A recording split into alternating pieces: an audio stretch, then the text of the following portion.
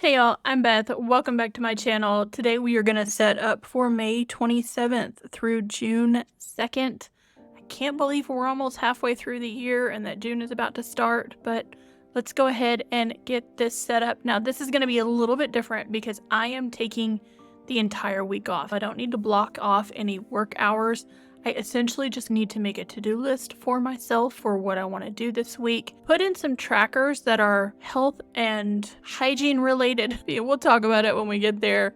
And basically just get ready for the week. I'm going to start with drawing in a grid. And I've got some pencil lines in here because I'm doing this so much differently than I do every normal week. I am going to get out a ruler. Takes longer, but I want this grid at the top to actually be clean. This grid at the top idea came from someone in the Sterling Ink Facebook group this week or last week. It is not mine. They're on a private Facebook group, so I didn't really want to out them, but this is not my idea.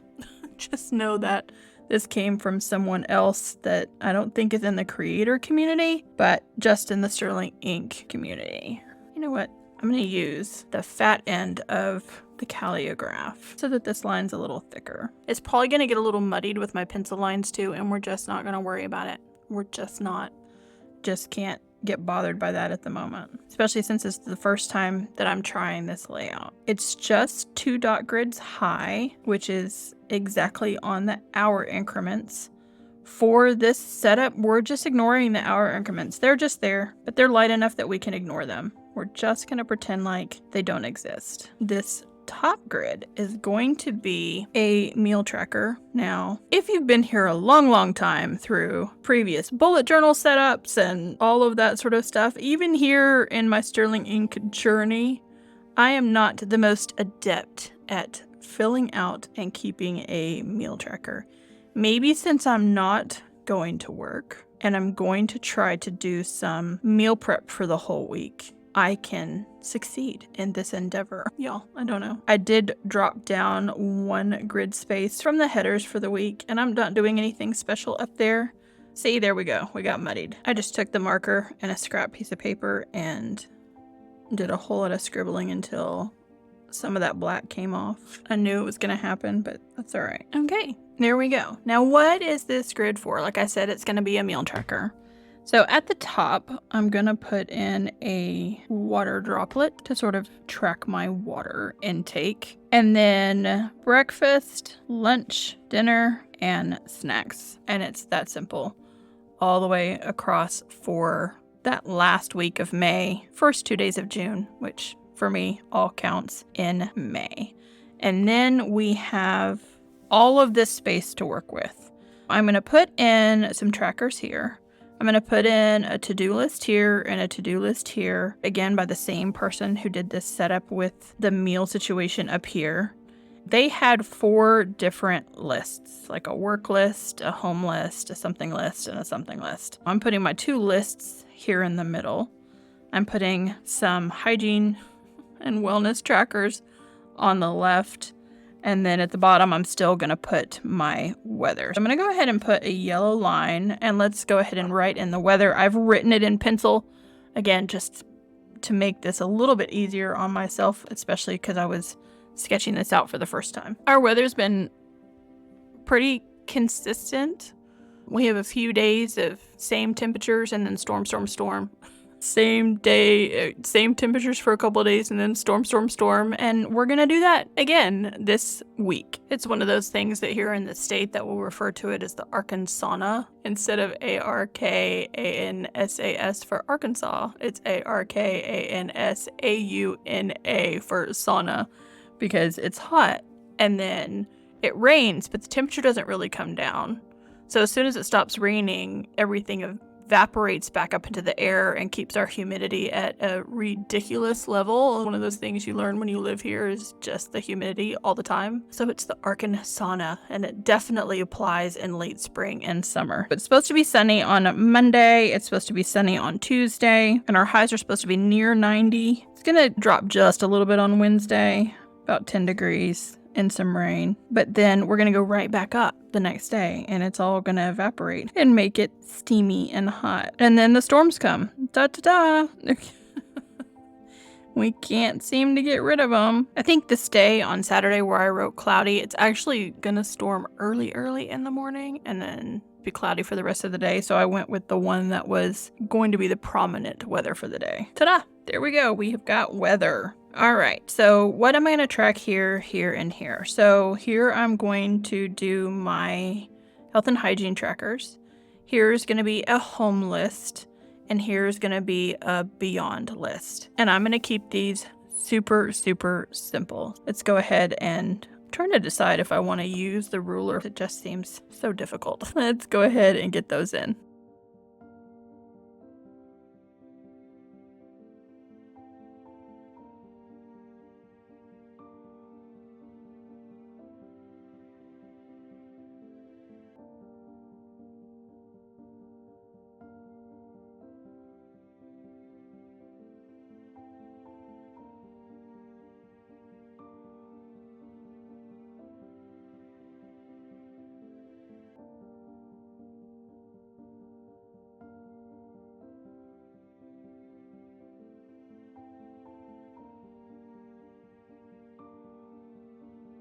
Alright, so there we go. On the fly, I also decided to add groceries because I've been trying to do more meal prep. I've stepped back a little bit from HelloFresh since it's just me because I think I can save a little bit more money when I consciously plan what breakfast, lunch, and dinner are going to look like every day, order what I need, and meal prep that way.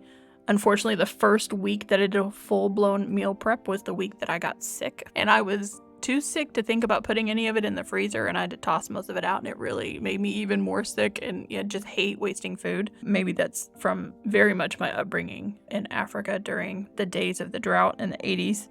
Anyway, so I have a home to-do list, I have a beyond to-do list, I have a groceries to-do list. I've put in 10 dots on those. I'm leaving myself the rest of this space to work with, and who knows what it's going to look like. Let's talk about the trackers for a second. If you know or love someone that lives with mental illness, or you yourself live with mental illness, as I do, someone who lives with bipolar disorder, you may know that sometimes hygiene can be difficult. And that sounds gross, and it's not meant to sound that way. It's just things are very tied to routine. When I am going to work, even the days that I work from home, I have meetings and things, so I do full-blown morning routine, as close to a routine as I have. I've always stated I really don't have a morning routine, but there are things that I do in a certain order once I roll out of bed. I'm very much a night owl. Mornings are difficult. There's just things that I do. I typically don't eat breakfast in the morning. I'm typically eating breakfast at my desk at like 8:30 or 9. It's kind of how that all works out. I do shower every day. I'm just one of those people that has to take a shower to wake up. Otherwise, I never feel like I can face my day. So even on Saturdays and Sundays, if I get up and I don't take that shower, I feel sluggish. It's just one of those things that helps get me going in my day. If I do a whole week at home with no plans to go anywhere, it's very apt that I might not shower when I get up in the morning, and I'm going to slowly dive deeper into some sort of bipolar depression on top of just being gross. I've put in here cat litter because typically I do the cat litter right at the end of my work day because I still have my shoes on, and I roll in, I put my purse and everything down. I do both of the litter boxes. I have one upstairs and one downstairs for the cats, and then I go out to the dumpster and just go ahead and get rid of the litter so it's not sitting in my house at all. Litter is a thing that is tied to a routine of my work day ending. So I need to track that I'm going to do the litter. Brushing my teeth is pretty much attached to going out the door or sitting in front of a computer waiting for a meeting, that sort of thing. It sounds gross, but that's just what it's tied to. And so we're going to make sure that we brush our teeth every morning. And I don't have to remind myself at night because my night routine is gonna stay the same. It's not gonna change at night. And then there's the shower. And then also my AM medications. I've got to take some meds that I'm supposed to take in the morning. They're the last thing that I do in the morning. So I'm downstairs where my bedroom is, and then I have to come up to come to the ground level of my apartment. So I do all of those things that I have to do downstairs. I shower, I brush my teeth, I get dressed, I do my hair, my makeup, all of that sort of thing. Then I come upstairs, I feed the cats. Oh, I should probably no, I'm going to remember to feed the cats. They'll scream at me. I feed the cats. I put together whatever I need to put together. I take with me to work or eat at my desk for breakfast, pack my lunch if I'm taking my lunch with me, all of those sorts of things. And then I grab my meds, or I fill my water. I have a huge thing of water. I'm just going to show it to you. It's branded, so I'll show you one side. I have this huge thing of water. I fill it with ice because I won't drink water unless it's ice cold. I fill my water, top it off from the overnight, take my pills, grab my stuff, and walk out the door.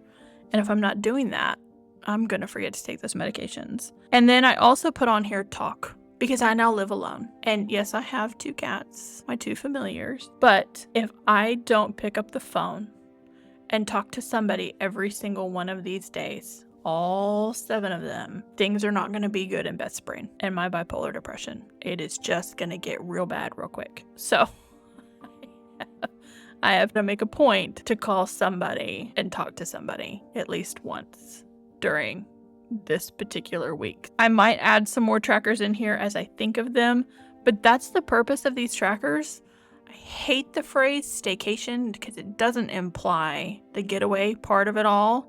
I'm sure I will get out of the house, and that will count as talk. If I go to a store and I talk to the person at the checkout counter, if I'm not going through a self-checkout. Several weeks ago, I was at a Goodwill just doing some thrifting, and this girl just started talking to me like I was the great and powerful Wizard of Oz. She wanted some kind of advice on life, and I was like, okay, here we go. It's a good thing I'm an outgoing human, because as we were browsing shelves and the whatnot in the home decor aisle, she just kept talking to me, and so I just kept talking back. That counts as well if I am out and about. But other than that, I'm just gonna stick some decor on this page. I did not do a plan with me last week. I'm sure some of y'all missed it. Again, that has just been recovery. I got to the weekend after working all of last week and I was just exhausted and I could not make myself pick up the camera and film. I did do a very basic plan with me, office remote, office remote. I never filled out anything on a shit to-do list. These were my meetings for the week. I have my lunches in there. I started a waiting on list, which that happened. And then, I don't know if you can see this title, it says move again with a question mark. After now moving into this larger apartment, I've seriously been considering severely downsizing, specifically to save money for travel. I've been trying to balance those two things in my head, if that is something that I want to do. And it's just about weighing your core values, because moving into this larger apartment definitely fulfilled some needs that I would then have to address if I downsized. And I'm not talking like a little bit of a downsize, I'm talking like a big downsize. So I would need space for my creative work, but I would still need space to live and space if people came to visit. Like, what would that look like? Would I have to buy a sofa with a sofa bed in it? All of those things are swirling around in my mind, in addition to the money numbers that I put on that page. And I haven't made any definitive decisions. I'm not going to make any rash decisions. That's probably something that's going to come along in my 6-month review process. It'll be at the end of June when I really look at that. I have dug way down deep and nitty gritty in my budget. I am making some changes to combine all of my creative outlets into a single one. If you haven't noticed yet, my channel name has changed. Not yet making a big deal about it, but the handle has changed to Beth and Beyond instead of Dots and Beyond. There are things coming, other things that I will probably introduce all of y'all to, but for now, let's just stick some decor on this page and see what it looks like. It's getting very slim. I tuck all of my stuff back here. We're gonna pull some of this out, and you can see as I've cut things around what I have left over. Once I'm done with them, I stick them in a Galen leather box, probably the box that this came in, and I do keep them. So I still have stickers and things from January, February, March, April as well. But let's pick some things off of here and get it on the page. All right, I've cut a few things out. I've also cut out my list 22 header. We'll get to that in just a minute with the 52 lists project. I am going to stick that probably there. And then I cut out some of the things that were definitely bread and butter related. So when I was originally planning this French countryside in the springtime golden hour situation that we have for the May kit, I kind of hit a wall and I just needed some ideas. And it was my son Kenny who went, oh, bread and butter. Ended up with a lot of imagery of baguettes and the butter churn, and I haven't used a lot of it yet, so I thought, well, we have to get in this bread and butter situation since the kid suggested it. I think I'm going to stick this down here because it was a great suggestion. I knew I was going to do the honey and the honeycombs. That was a given. And so, yeah, honey, bread and butter, it all goes together, right? Like I said, I'm leaving plenty of room for my list. We're not going to put any stickers in there unless it starts to be very bare through the course of the week. Let's flip back here to... I've already set up for June. That video has already gone up and I left myself some extra pages. Not a lot.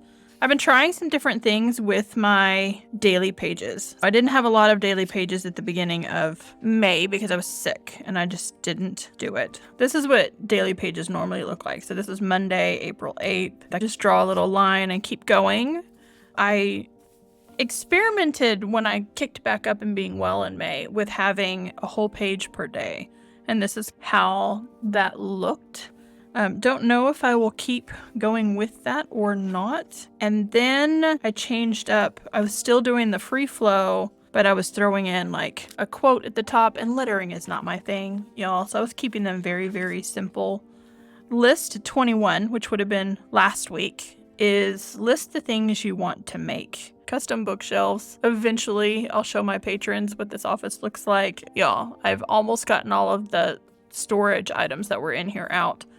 And then a planner theme for 2025. By the time I get to June of the previous year, I typically know what I'm going to do for my overarching theme for the year coming. This time last year, I knew I was going to do 10,000 Doors of January. I didn't yet know how it was going to manifest, but the ideas were percolating in my mind. The year before that, I knew I was going to base my bullet journal themes off of my Spotify playlists, and I was going to have my watchers vote on what those were month to month, or at least for most months. The year before that, I knew halfway through the year going in that I was going to do like festivals and things in my journal. And then the year before that was my Fierce Fictional Female Challenge, where I did like Lara Croft and those sorts of characters in my bullet journal themes. And we are here. June is coming, and I do not yet have a plan for 2025. It's making me nervous because I need that time to let my noggin percolate and figure out what it wants to do with my planner system for 2025. I didn't really put it on here, but I got to thinking about that, what I've already talked about, that personal brand, and combining my creative efforts into a single brand instead of just Dots and Beyond, and then some of my personal Beth things that I was doing off on the side. So we're working on all of those changes now. I'm sure there's some other things that I can add to this list, but let's go ahead and put list 22 here. I'm going to draw a yellow line. It might be a murky yellow line because I think we still have some black on here, but that's fine. And then stick this list 22 header over top of it, and then we'll look and see what list 22 is. I really should put a little bit more thought process into these lists, but some of them really stump me. Some of them I read them and I'm not sure that's a thing I want to answer, but they really can be used like shadow work, right? They really can be used to really dig in and think about yourself. Here we are halfway through the year almost, and I'm like, I don't know if I want to answer that on a pretty regular basis. All right, list 22. List your favorite places you have been. This one I can do. This one I can do. And it's pretty much everywhere. The answer to that. Places that I have traveled that I really, really love. Prepare yourselves because 2, 3, 4 of these places are going to be places within East Africa because I was raised in Kenya. I have favorite places within my childhood ecosphere that are just going to be some of my favorite places on earth always. I have a degree very much focused on English literature, not American literature that's in the English language, but very much English literature.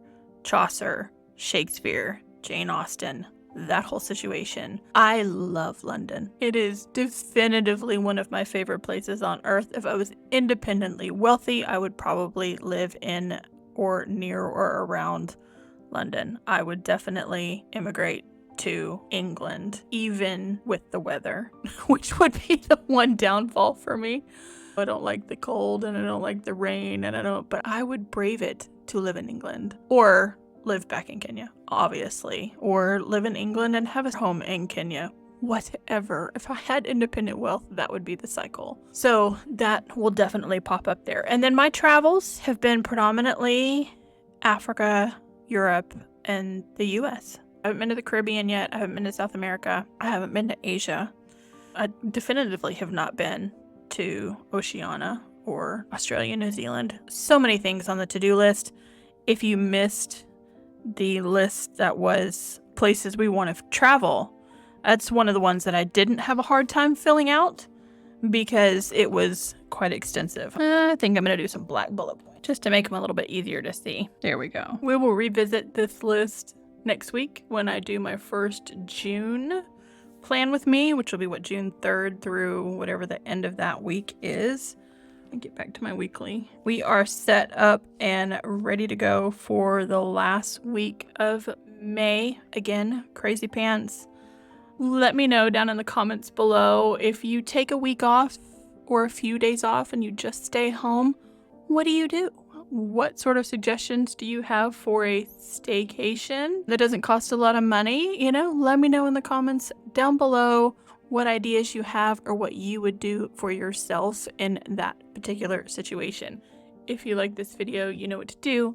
Give it a big thumbs up. Subscribe if you haven't already, and most of you haven't already. You gotta help me out, and I will catch you in the next one.